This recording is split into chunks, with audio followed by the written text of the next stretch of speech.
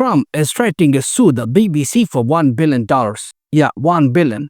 Over an edited January 6 clip. This isn't a Netflix drama, this is real life. And it's not just any lawsuit, it's against the BBC, the British Broadcasting Corporation, one of the biggest media institutions on earth. So, what exactly happened? Why are two BBC executives out of a job?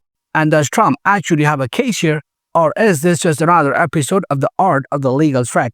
Let's get into it. So here's the story.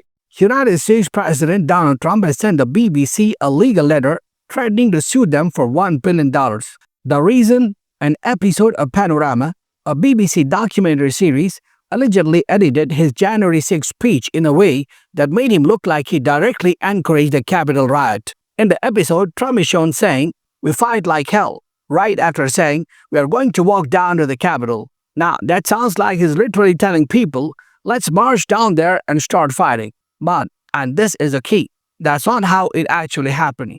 In the real speech, Trump followed, "We are going to walk down to the Capitol," with a totally different line about cheering on our brave senators and congressmen and women.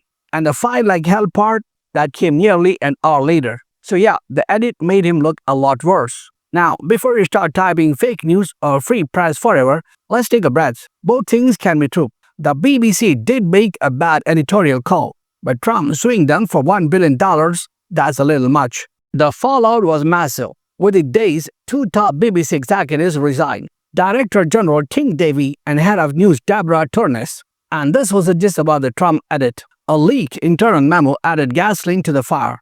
It accused the BBC of not just mishandling Trump's footage, but also of suppressing stories about transgender issues and showing anti-Israel bias in the BBC Arabic service. That's a PR nightmare. So the resignations, yeah, they were coming. BBC Chair Samir Shah later apologized, calling it an error of judgment. But he denied any kind of institutional bias. Basically, yeah, we messed up, but we are not corrupt. Trump, of course, celebrated the chaos. He posted on Truth Social calling the BBC executives corrupt and very dishonest people.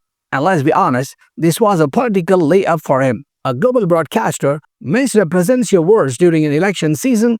That's a campaign ad waiting to happen. But here's the thing. Even though Trump can threaten to sue, actually winning this case in a US court would be extremely difficult. Why? Because of the First Amendment. In America, free speech protection is insanely strong, especially when it comes to public figures. To win a defamation case, Trump will need to prove that the BBC knowingly made false statements with actual malice. And legal experts are buying it.